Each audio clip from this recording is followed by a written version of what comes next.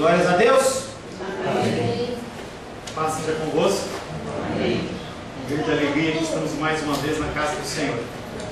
Amém. É um prazer ver você, mas é mais prazeroso se encontrar com o Senhor. Amém. Nós temos a amizade humana e ela é real, ela é algo que é saudável. Nós não somos ermitões, nós não fomos criados para vivermos isolados, mas estar com Deus é maravilhoso. Quero saudar em especial os nossos visitantes, apesar de serem datados desde os primórdios, desde o início da nossa pequena igreja. Quero saudar o João, a Zilda, Gildo, Ruth, Caterine e Lorenzo e Isabela. E também quero saudar a Tamis. Tamis está também nos visitando. Se Deus assim o permitir, ela vai caminhar um tempo conosco. Nós louvamos ao Senhor por essas vidas. É um prazer congregar com você. No nosso último encontro, estivemos meditando sobre o tema: seguir a Jesus não consiste em dar a vida por Ele, e sim dá-la com Ele para o próximo. Estivemos meditando por volta de 40 minutos nessa temática, em que a nossa obrigação como cristão é doarmos, estarmos dispostos a chegar ao ponto de doarmos as nossas próprias vidas em prol do próximo. Mas nós gostamos de definir nossos caminhos. As igrejas, muitas igrejas, fazem projetos de vida, 2018, 2019, 20, não há nenhum problema disso. O problema é você achar que você vai cumprir aquilo de acordo com as suas forças, e a gente sabe que tudo corre segundo a vontade do Senhor. Estava pesquisando na internet, me veio na memória aquela marca de pneu Pirelli, em que ela tem o seguinte slogan: potência não é nada sem controle. E o homem gosta de controlar, o ser humano gosta de controlar. Nós temos um apetite especial pelo controle, mas dentro do âmbito espiritual isso é impossível. As variáveis, elas nos fogem do nosso controle, ao nosso domínio. Você não sabe como você vai estar amanhã, se você vai estar vivo ou não, se você vai estar bem emocionalmente ou não. E nós vivemos nesse contexto idas e vindas. Nós não controlamos absolutamente nada. Sabedor disso, Deus define algo para nos dar um norte. Chama-se obediência. O ser humano gosta de controle, mas ele não gosta de obedecer. Ele gosta de mandar. O verso que ficou da semana passada foi João 13:37, que diz: replicou Pedro: Senhor, por que não posso seguir-te agora? Por ti darei a minha própria vida. E também meditamos a respeito desse versículo, falando que Jesus nunca pediu para ninguém dar a vida por ele. Jesus Cristo não quer ser entronizado nesse aspecto: olha, eu vou morrer por... Não, ele deixou uma função para nós aqui na terra, uma função de servir, o dom do amor. E é isso que nós fazemos quando é assim que nós demonstramos que nós o amamos e que nós somos verdadeiros adoradores. O presbítero Sebastião abriu o culto de hoje exatamente falando sobre os verdadeiros adoradores, que são nada mais do que pessoas obedientes. Não são necessariamente pessoas que levantam as mãos aos céus e cantam santo, santo, santo, mas pessoas que são obedientes. Pessoas que leem as Escrituras, que oram as Escrituras e que põem as Escrituras em prática. Qualquer outra forma de ação não é uma demonstração de amor para Deus. Ele não pede isso. Temos tarefas a executar em todas as esferas. Amanhã, segunda-feira, aqueles que trabalham fora ou dentro de casa têm uma série de atividades a serem executadas, e espiritualmente não foge a regra. Nós temos atividades a desenvolver. O nosso Senhor tem nos delegado missões. Cada um tem uma missão. Você sentadinho no banco, você também tem uma missão. Ela pode estar latente em você, ou você pode estar lutando contra ela, mas que você tem um propósito dentro do reino de Deus, você tem. Missões grandes, missões pequenas, missões simples, missões complicadas. Nós devemos nos esmerar em cumpri-las todas. É a ordenança do nosso Senhor, a menos que você não tenha Jesus Cristo como seu Senhor. Você pode escolher uma religião como o budismo, como o Seichonoye e várias outras religiões em que não há essa ordenança. Mas se você quer ser cristão, você tem que viver debaixo do seu senhorio. Ele, Deus, nos garante os talentos necessários para cumprir essas ações, essas missões. A nós nos resta apenas a obediência. Nós voltamos novamente ao contexto da obediência. Enquanto lutarmos contra essas ordenanças, contra esses mandamentos, nós vamos sofrer. Quer seguir a Cristo? Apenas obedeça o que Ele ordena.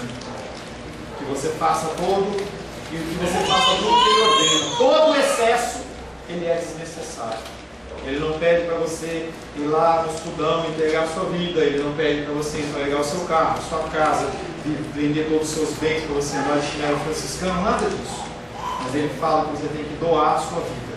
Você tem que estar disposto a abrir mão de si em prol do outro. A palavra de Deus hoje tem como título Jesus, o caminho, a verdade e a vida. Estamos iniciando nesta noite a meditação em cima de João capítulo 14. Eu quero pedir que você abra o Evangelho de João capítulo 14.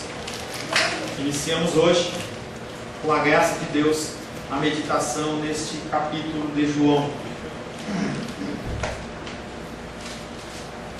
Evangelho de João capítulo 14, nós vamos ler do verso 1 em diante.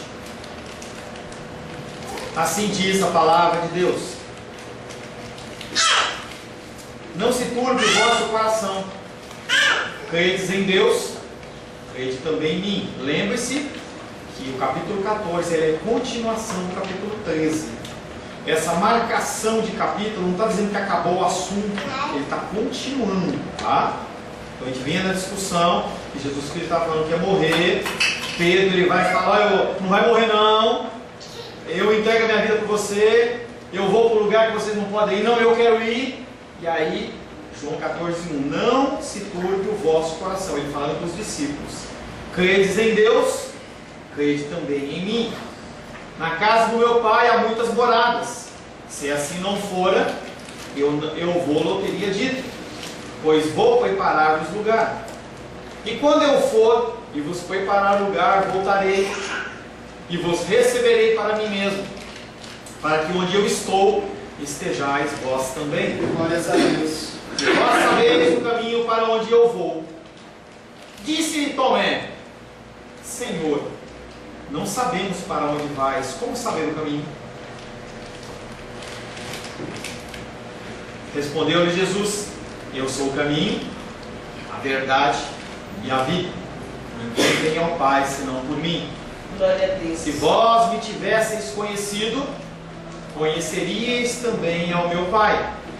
Desde agora o conheceis e o tendes visto. Pedro achou ruim, Judas achou ruim, Tomé achou ruim, e agora Filipe, verso 8, replicou Filipe: Senhor, mostra-nos o Pai, isso nos basta. Disse-lhe Jesus: Filipe, há tanto tempo estou convosco e não me tens conhecido? Quem me vê a mim, vê o Pai. Como dizes tu, mostra-nos o Pai. Palavra do Senhor, amém? Senhor, em nome de Jesus, agradecemos a Ti, porque até aqui o Senhor tem nos ajudado. Agradecemos ao Senhor porque ao longo de capítulos do Evangelho de João, o Senhor tem nos ensinado regras, normas, procedimentos e nos dado esperanças. Nós, Pai, iniciamos nesta noite o Evangelho de João capítulo 14, verso 1, e nós queremos pedir que mais uma vez o Senhor nos abençoe. Que o Senhor abra o nosso espírito para que nós possamos entender os Teus ensinamentos. Não há como irmos a Ti, Pai, sem conhecer o Teu Filho Jesus. E Ele se mostra através da Tua palavra. Nós queremos aprender do Senhor nesta noite.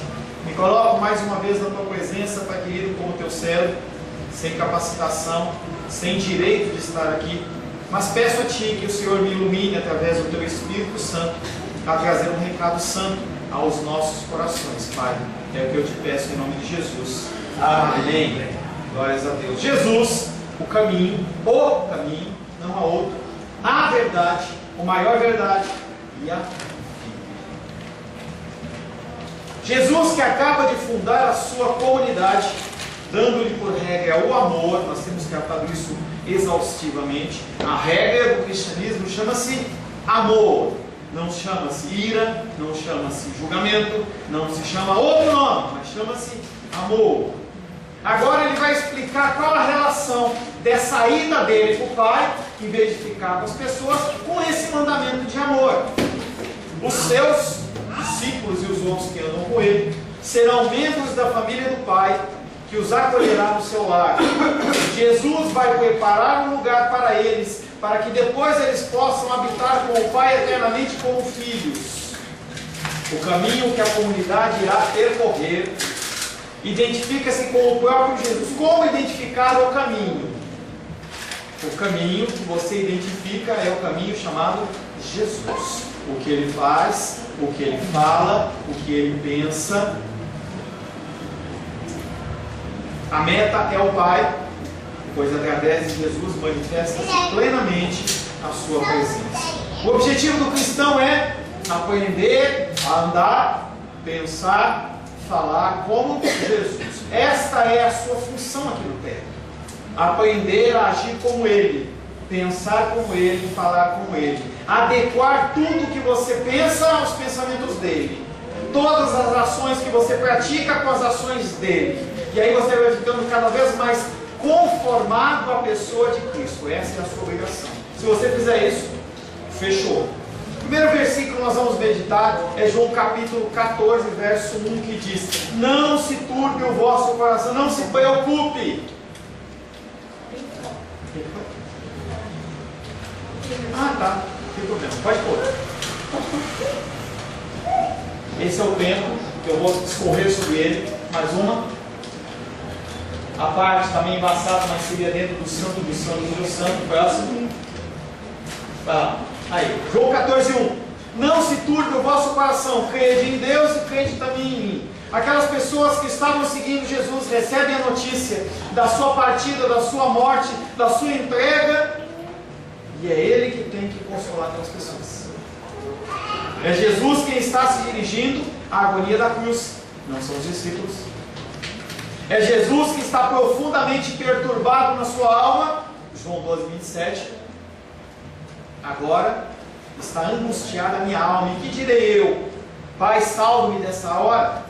Mas precisamente com esse propósito vim para esta hora. Jesus estava angustiado de alma. É Jesus quem está profundamente perturbado no seu espírito. João 13, 21. Ditas essas coisas, angustiou-se Jesus em espírito e afirmou: em verdade vos digo, um dentre vós me trairá. Em 2 versículos eu já mostrei para você que você tem o direito de se angustiar com situações, mas você não tem o direito de permanecer nesta angústia. Nós passamos por essas situações quando nós entendemos o propósito, quando Cristo ele se revela a nós através da cruz, nosso espírito se ilumina, nós levantamos e continuamos caminhando. Nesse momento crucial, que seria apropriado para os seguidores de Jesus lhe darem apoio emocional e espiritual, ele ainda é o único que se doa, ele é o único que instrui, é o único que está preocupado com o próximo. Aqueles não, eles estão preocupados com si mesmos, com eles mesmos. Eles estão perturbados não porque eles estão caminhando para a dor, ou porque Jesus está caminhando para a crucificação. Eles estão preocupados com o que vai acontecer com eles na crucificação. O que vai acontecer com eles quando Jesus for retirado do meio deles? Como que eles vão ficar? Essa é a preocupação deles. E aí Jesus fala que a única saída é crer. O problema da perturbação sentida pelos discípulos, o problema da sua perturbação é a ausência de fé. O que é fé? Fé é você crer em algo que você não enxerga. Fé é você ler nas Escrituras que Ele está no controle de todas as coisas, que Ele não vai deixar faltar para você o alimento, o vestuário, a moradia, necessidades básicas, e você crê, independente do que está acontecendo, você crê que mesmo perante uma enfermidade, de um câncer gravíssimo, perante uma causa judicial perdida, Ele está no controle de todas as coisas. Isso é fé. Aqueles homens andaram com Cristo, ouviram Cristo, viram Ele praticar os seus milagres e maravilhas, mas eles não tinham fé em Cristo. Eles não tinham fé em Cristo. Muitas vezes o que acontece com as suas dificuldades é que você não tem fé naquilo que você lê. Talvez você leia um livro de matemática, você veja 1 mais 1 é igual a 2, você fala, eu creio que isso é igual a 1 mais 1 é igual a 2. Mas quando você lê um texto que Jesus fala, ou que Deus fala na sua palavra, que Ele vai trazer manutenção para você das necessidades básicas, eu creio. Mas quando a coisa acontece, você treme. E quando você treme, você se angustia e você se retrai. A única maneira que os discípulos podem acalmar o seu coração é mencionada na segunda parte do versículo. Crede em Deus, crede também em mim. Crê no que está escrito na palavra de Deus. Se a Bíblia ela é a palavra de Deus para você, você tem que crer nela. Agora, se ela contém a palavra de Deus para você, aí você tem motivo para ter dúvidas. Pode ser que tenha coisas que são verdadeiras, pode ser que não. Para mim, a Bíblia é a palavra de Deus. E por ela ser a palavra de Deus, o que está escrito nessa capa, ela é verdadeira.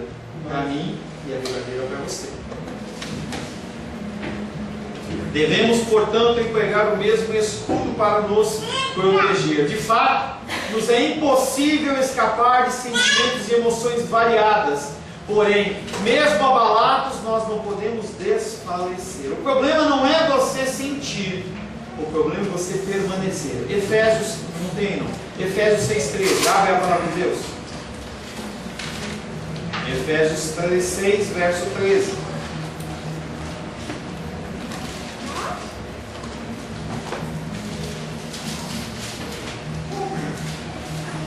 No capítulo 6 de Efésios, o apóstolo Paulo está falando com a igreja de Éfeso, e ele, num dos tópicos, ele começa a falar sobre a armadura de Deus.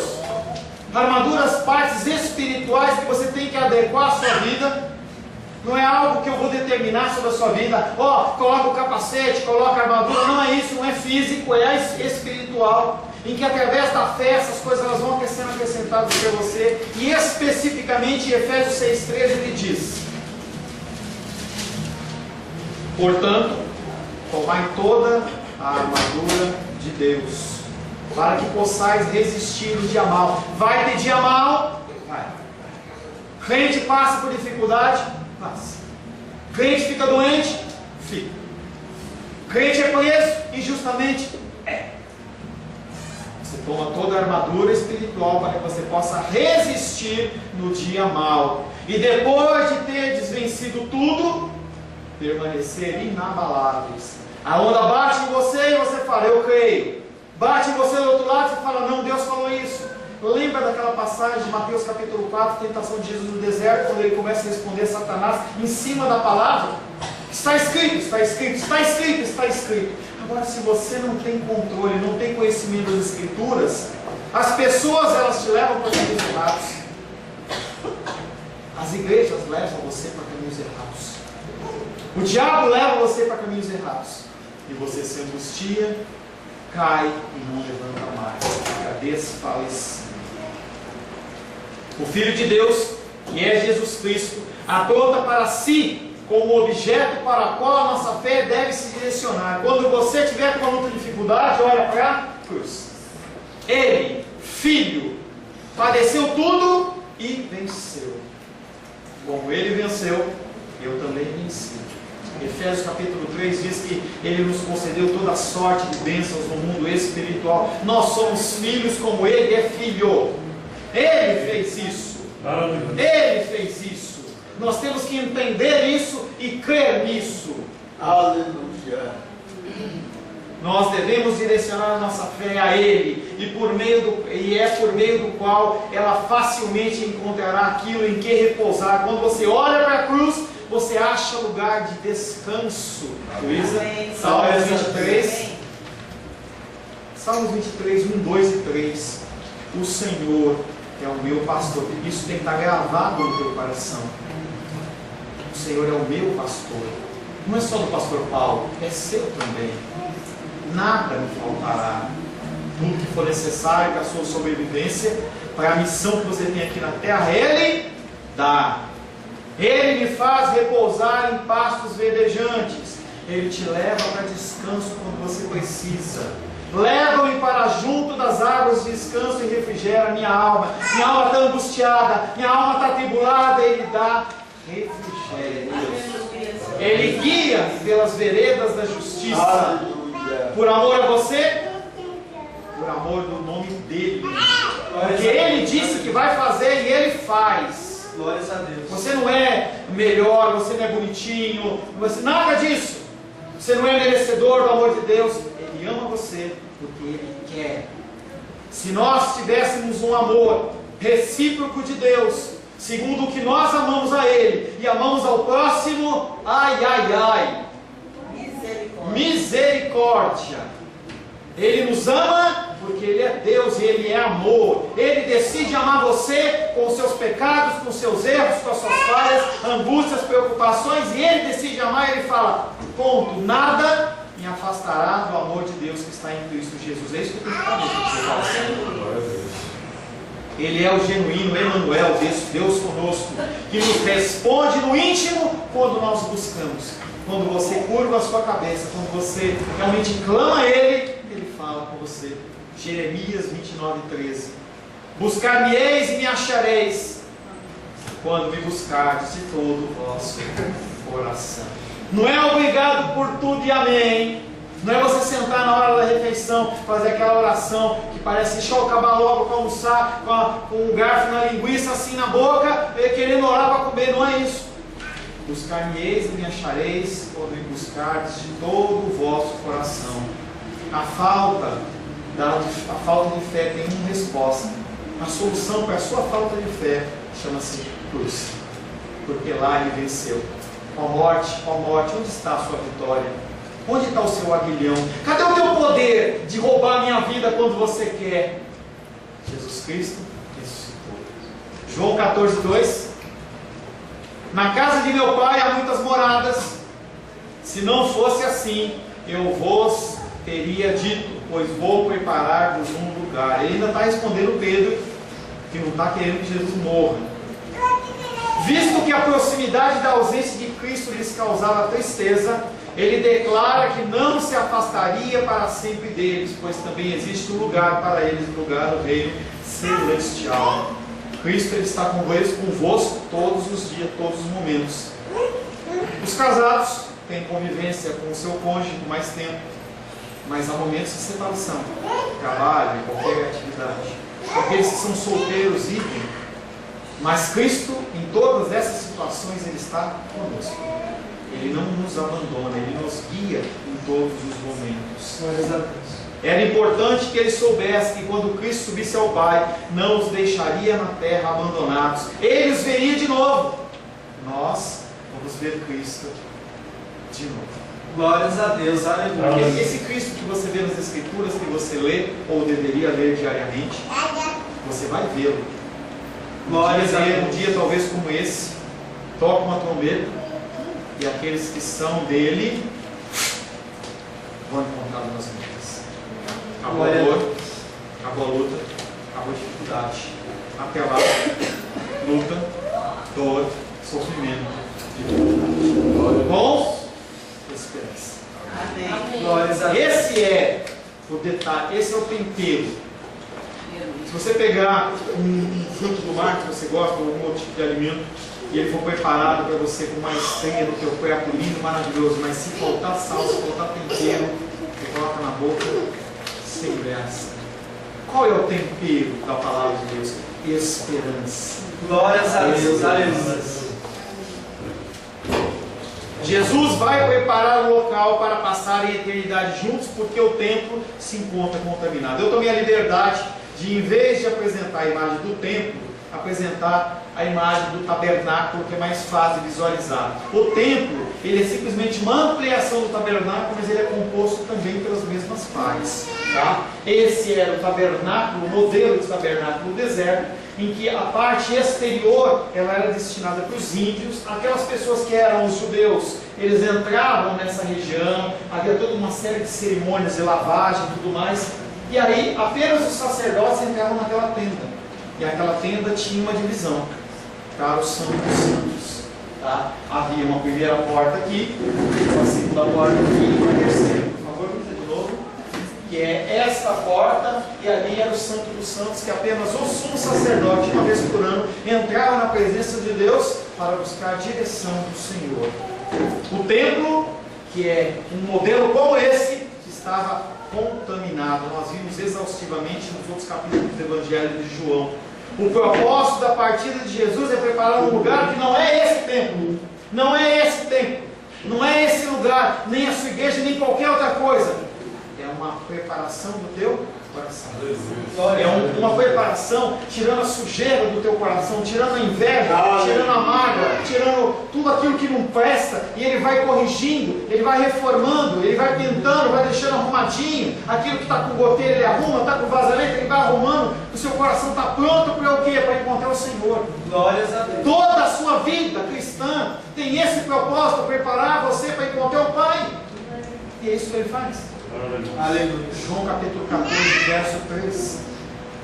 E quando eu for e vos tiver preparado um lugar, voltarei para levar-vos comigo, para que onde eu estiver, estejais vós também. Esse versículo ele faz muito referência à condição do jovem judeu que tinha a sua esposa já prometida, e chegava numa idade ele falava assim: agora eu tenho que constituir minha família. Então ele saía e ia preparar, ele ia trabalhar, ele ia construir, ele ia fazer o lugar onde morar, ele ia começar a juntar dinheiro para comprar o seu gado, preparar a sua colheita, para que então ele fosse buscar a sua amada. É o mesmo contexto aqui. Esse regresso não deve ser entendido, primeiro, não é o Espírito Santo. Muitas pessoas acham que esse versículo está falando do Espírito Santo. Não é o Espírito Santo. O Espírito Santo ele vai vir, ele transmite e demonstra o Jesus Cristo dentro de nós, ele nos convence do pecado, da justiça e do juízo, ele vem substituindo Jesus Cristo nas suas atividades aqui na terra, mas não é disso que ele está falando nesse versículo. Isso está falando de juízo final, está falando de tocar a trombeta. Quando eu for e vos tiver preparado o lugar, voltarei para levar-vos comigo, para que onde estiver, vocês estejam também. A cada dia Ele nos prepara para habitarmos nesse lugar. Como que você pode ir habitar hoje no lugar celestial do jeito que você está? Como é que eu posso ir do jeito que eu estou? Com a minha angústia, amargura, falso testemunho? Ele tem que corrigir isso, para que você possa ter um tempo na presença de alegria. Fiquei tão contente, a Sheila chegou de viagem e falou assim: pastor, que gostoso estar na casa do Senhor. É esse o sentimento que tem que ter. E as pessoas que não têm essa afinidade com o Senhor vão fazer o que lá? Ficar o tempo inteiro cantando, o tempo inteiro louvando? Que coisa mais chata! Eles não estão preparados. E o Senhor ele vai nos preparando. A cada dia Ele nos prepara. Isso quer dizer que o nosso tempo ainda, se você está vivo, quer dizer que ainda há coisas para você fazer e executar aqui na terra. Visto que carecemos de uma fortaleza que não é comum, para pacientes suportarmos tão longa e espera a separação de Cristo, e é longo, e é dolorido, e é cansativo. Você todo dia tem que viver as mesmas lutas, dificuldades, encontrar pessoas ruins no seu caminho. A mídia nos ajuda a ver essas coisas ruins, e nós olhamos e parece que esse mundo está destruído, e ele está realmente no caos. Mas tem coisa boa acontecendo, mas isso não dá embora. Então o que se faz é falar de coisas ruins. Nós precisamos de uma consolação. E nesse versículo Jesus fala: eu vou, mas eu volto. Não vai acabar. Não vai acabar. Quando ele morreu, não acabou, iniciou. É o tema da nossa igreja.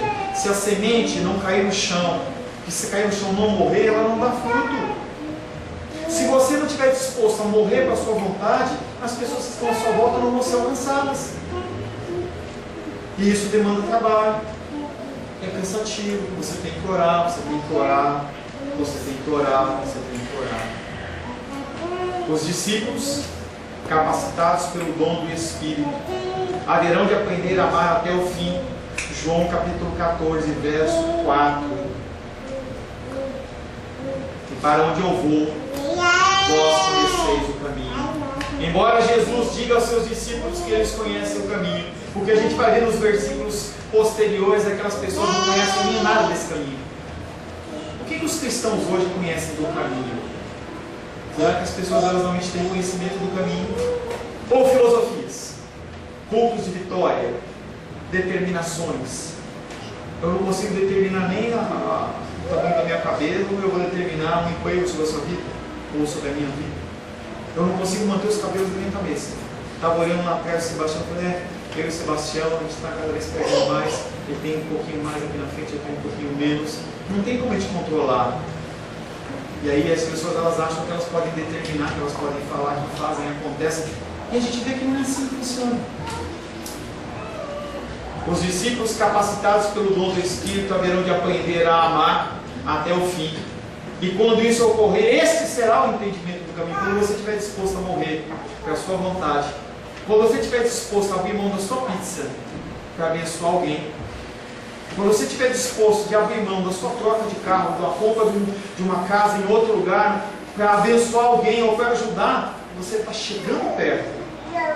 Certa vez Jesus estava andando e uma pessoa falou assim, olha, como é que eu faço para seguir você? Você tem que seguir esse mandamento e tal. Ele fala assim, você está no bom caminho, você está no caminho correto, é um caminho de despojamento, não é um caminho de ter, é um caminho de ser. Ser em quê? Em Cristo. É fácil, não é? A sociedade anda na contramão disso. Também eles deverão ir manifestando até onde chega o amor de Deus ao homem. Qual é a sua função? Ser igual a Cristo. Cristo, para que você recebesse o Evangelho, Ele morreu. Você tem esta ocupação, propagar o Evangelho. Não é falar de prosperidade, é falar de Jesus. Você é um pecador. Eu sou pecador. Nós somos pecadores. Vós sois pecadores. Conjuga o verbo.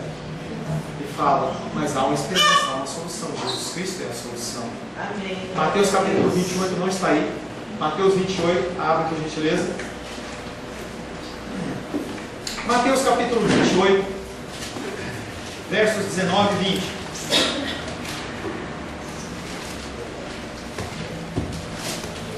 O que vai demonstrar que você está perto de Cristo? Você está semelhante a Cristo? Mateus capítulo 28, versos 19 a 20.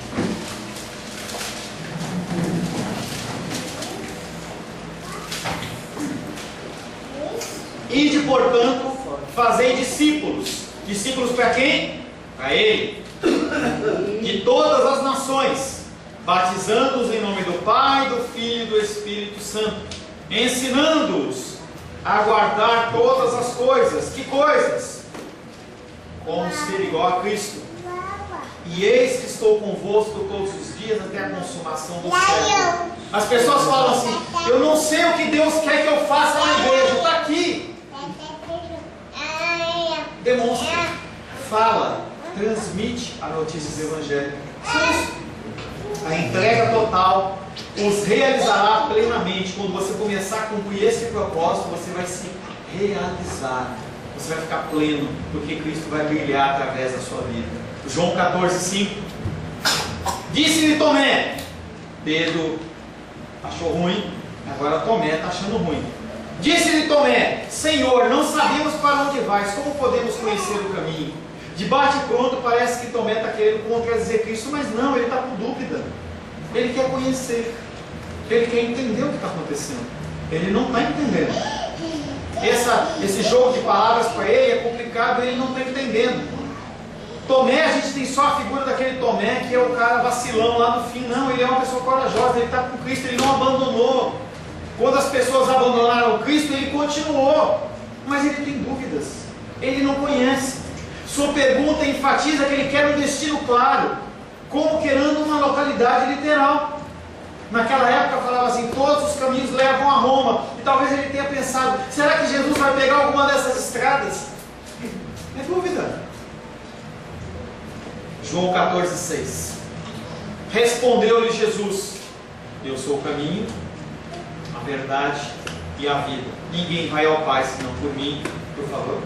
E agora eu vou explicar Qual a relação do caminho? Algumas pessoas já sabem, eu já expliquei isso. Qual a relação do caminho, verdade e vida com o tabernáculo ou com o templo? Qual é a relação? Por que os judeus ficavam tão indignados quando Jesus Cristo falava: eu sou o caminho, a verdade e a vida? Ninguém vai ao Pai senão por mim. Eu falei para vocês que tinham 3 portas. 1, 2, 3. Qual que é o nome da primeira porta?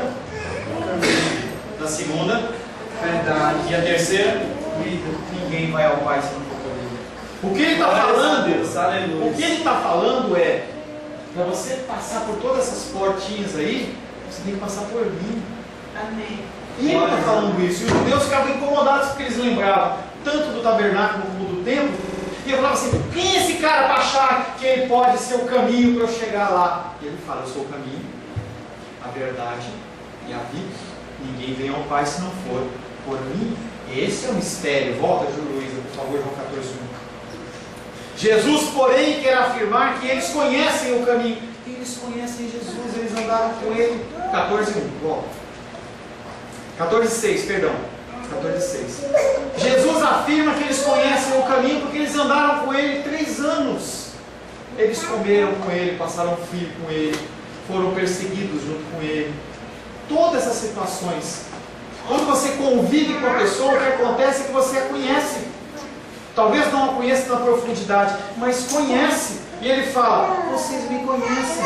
Vocês devem apenas seguir o que eu estou mandando, independente de você entender ou não. Ele fala: me sigam, obedeçam o que eu estou falando, mesmo que você não entenda o que eu estou falando. Gênesis 12:1. Abraão, quando recebe a mesma ordenança, Deus fala para ele assim: sai da tua terra, da tua parentela e da casa do teu pai, e vai para a terra que eu te mostrarei. Em algum lugar nas Escrituras ele fala para onde que ele ia. Ele tinha família naquela terra, tinha bens, tinha uma estabilidade social e financeira. E aí Deus fala: junta tudo e sai. Ele questionou, ele simplesmente juntou tudo e saiu. É o que Deus quer que a gente faça. Esse sentido da obediência muitas vezes é um salto no vácuo, no vazio, no escuro. E é difícil a gente fazer isso, porque a gente está acostumado a andar com suportes. A gente vê a Helena, ela vai ali apoiando na minha perna, e ela vai, está quase andando. Mas nós acostumamos com muletas. Jesus Cristo não é sua muleta, Ele quer te ensinar a caminhar. A igreja tem esse propósito: ensinar você a caminhar e não te fazer dependente dela. O caminho é o tema principal. Segue-se que verdade e vida tem uma função de apoio. Jesus é o caminho para Deus, porque Ele é a verdade de Deus e a vida de Deus. Jesus é a verdade porque Ele incorpora a suprema revelação de Deus. Se você quer conhecer a Deus, não tem outro caminho. Não é no monte que você conhece a Deus. E é uma delícia orar no monte. Não é na campanha, não é no jejum. Não. Da palavra. É aqui que você conhece a Deus. Você conhece o que Ele quer, o que Ele pensa, o que Ele se deixou revelar. Não tem homem que tenha uma revelação mais completa e mais perfeita do que o que está aqui. O Espírito Santo, Ele é capaz de fazer você entender, porque Ele vem aqui para nos trazer o entendimento.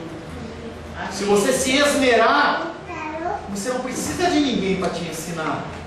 Pastor, mas por que congregar? Porque nós obedecemos. O Senhor fala: congrega, ouve, aprende. Mas as Escrituras, elas são suficientes. Jesus, Ele é a vida, porque Ele tem a vida em si mesmo. Ele é a própria ressurreição. Ele é o único que pode dizer: ninguém vem ao Pai a não ser por mim. Lá em Apocalipse, João escrevendo naquela visão, aparece um livro com 7 selos. E aí o anjo olha e fala assim: não foi encontrado nem na terra, nem no céu, nem abaixo da terra, ninguém digno de abrir este livro. E João começa a chorar, desesperado. E o anjo fala para ele: não se preocupe com as crianças, deixa elas, não se preocupe. E aí ele olha O João, ele olha para João e fala assim: não chora. Quem é? O Cordeiro. O Cordeiro que morreu e ressuscitou. Ele é digno de abrir o livro. A história tem continuidade. Ele, Jesus, estabelece 3 degraus, como se dissesse: eu sou o princípio, eu sou o meio, eu sou o fim. Você tem que começar a caminhar com Ele, nele e através dele. É tudo nele. Ele é o foco, Ele é o centro. Não é a igreja, não é o pastor, não é o apóstolo, não é o bispo. Não, é Deus, é Cristo que é o centro da coisa. Não devemos buscar sabedoria mais elevada do que aquela que nos leva à vida eterna. As pessoas, às vezes, elas ficam procurando entender qual que nasceu primeiro, foi o ovo ou a galinha? Será que a madeira da árvore da arca de Noé, ela era uma madeira que era cipreste ou ela era pinho? Será que era uma pomba que era branquinha, ou se era uma pomba que tinha uma manchinha? E começa a fazer aqueles estudos mirabolantes e Deus fala: menos, vai para o básico, aprende a palavra. Esses estudos, o apóstolo Paulo fala que é perda de tempo, é filosofia, fica aquelas discussões. Olha, eu que escolho Deus, é você que escolhe Deus. E você fica aquela preocupação, você não vive o cristianismo. Será que é? Será que não é? Os ensinamentos de Cristo, está falando com uma pessoa nesse sábado. Os ensinamentos de Cristo, eles não são complicados. Ele falava: bem, pastor, eu fui numa igreja que eu estava viajando, e o cara tinha que fazer um curso de filosofia para entender o que o pastor falava. Era um curso com tecla SAP, porque eles usavam os termos assim, e eu não entendia nada. A nossa função é simplificar. Jesus Cristo, ele falava do Evangelho, falando da natureza, falando da agricultura, falando do tempo, do sol, da água, coisas simples. Não devemos buscar mais sabedoria, uma sabedoria mais elevada do que aquela que nos leva à vida eterna. E ele testifica que essa vida só pode ser encontrada nele. O método de se obter a vida é se tornar uma nova criatura, começar a parecer com Cristo. E ele finaliza o versículo dizendo: ninguém vem ao Pai se não for por mim. Se alguém desviar-se de Cristo, vai se perder. Se alguém não descansar nele, todo o trabalho, todo o alimento vai ser em vão. Salomão, ele fala assim: olha, eu vi tudo que eu fiz, tudo que eu vivi, e tudo isso é vaidade, ou seja, não vale de nada. Se alguém não é satisfeito só com Cristo, em vez de achar a vida, ele vai achar a morte. Se você achar que você precisa de mais do que Cristo, você vai encontrar a verdade e a morte. Segui-lo, portanto, significa seguir o seu caminho, se assemelhar-se a Ele, a sua vida e a sua morte. Desde o princípio, a vida se revela no discípulo como verdade, mas à medida que vai progredindo nela, a vai descobrindo cada vez mais. Ele fala da santificação progressiva, e ao seu conhecimento, dia após dia, após dia, após dia. Batizou, começa a caminhada. Não acabou. As pessoas: acabou, agora eu vou deitar na grama. Não, começa a jornada, começa a caminhada. O que em Jesus é definitivo para nós é uma aquisição gradual, dia após dia, dia após dia. Ao dom total de si corresponde a plenitude da vida e verdade. O final do caminho, onde a plenitude do homem encontra a plenitude de Deus. Quando você estiver pronto, quando tocar a trombeta e você for chamado, ou quando você morrer, porque só você, como filho de Deus, só vai morrer quando você estiver pronto. Quando você, com um caso ou outro, você estiver na presença de Deus, você vai estar parecidinho com Jesus. Semelhante. Não vai ser igual a Ele é Deus, mas você vai estar parecido com Ele. Para o discípulo, o Pai não está longe, mas a sua presença é imediata uma vez nascido do Espírito. A aproximação que deverá fazer é da semelhança da realização do seu Filho. Eu tenho que dia após dia buscando o quê? Ser igual a Cristo. Como que ele falava? Volta a mesma coisa que eu falei no começo. Como que ele falava? Como é que ele agia? O professor me perguntou: qual é a medida da doação? Até quanto você tem que se doar? Até a medida de Cristo. Esta é a medida. João capítulo 1, verso 12 e 13, para a gente finalizar. Mas a todos quantos o receberam, deu-lhes o poder de serem feitos filhos de Deus. Você é filho de Deus. Amém. Você não vai se tornar filho de Deus. Você é filho de Deus. É hoje. Aleluia. Se você tem Cristo no teu coração, se o Espírito Santo habita no seu coração, você é filho, você é filha. E como filho e como filha, você tem toda uma herança que no momento certo você vai tomar posse dela. A todos quanto o receberam, deu-lhes o poder de serem feitos filhos de Deus, a saber, aos que creem no seu nome, aos quais não nasceram do sangue, nem da vontade da carne, nem da vontade do homem, mas da de Deus. Não é hereditário, não é transmitido por imposição de mãos, mas é algo que é concedido pelo próprio Deus para você. Para isso não há outro caminho, a não ser Jesus Cristo. Glória a Deus. Ele é o caminho, Ele é a verdade, Ele é a vida. A identificação com Jesus se desenvolvendo mediante o amor como seu, e a vida recebida dele nos torna semelhante ao Pai e nos habilita de estarmos na sua presença, seja no tocar da trombeta, seja a partir da nossa morte, advento da nossa morte e ressurreição com Cristo. Queridos, você é filho. Amém. Essa certeza tem que ser uma coisa que está gravada dentro do seu coração, para que quando a luta e a dificuldade vier, você fale: olha, eu estou passando por isso, mas o meu Deus está comigo. Aleluia. Você não está abandonado. Meu pastor lá de São Paulo falava assim: você não é um tomatinho que foi atravessar a rua, olha o carro, não, você não é um tomatinho, você não foi inaugurado como um viaduto ou como uma estátua, você foi criado. Deus criou você especificamente. Não tem ninguém que tenha uma digital como a sua, que não tenha uma íris como a sua. Você é único. Ele fez você de uma maneira especial. E não foi para ser jogado fora, foi para viver com ele. Glória a Deus. E você tem que se apegar nisso. Amém? Amém. Com esperança. Amém. Eu